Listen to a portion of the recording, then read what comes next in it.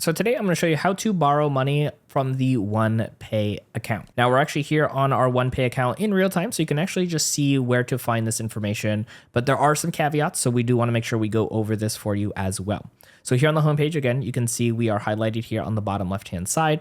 If we go ahead and scroll down here just a tiny bit, there is going to be the Discover More section, and you can see here where it says Credit Builder. You can click anywhere on this screen or the right-hand arrow. Now this is going to take you to the Credit Builder section here for you, and you can actually see there are some requirements. So in order to have this unlocked, you do need to have at least $500 a month in direct deposits or a total of $5,000 or more at the end of the month to be able to have this unlocked. And if you click on Learn More, this will give you a quick breakdown of how this all works. But the nice thing is if you go ahead and just kind of go through this quick step-by-step settings, you will have this unlocked and a little bit of additional funding available for you to borrow on your OnePay account. Now there's more to learn when it comes to utilizing your account, and we got you covered. Check out our next video right over here on screen to keep on learning.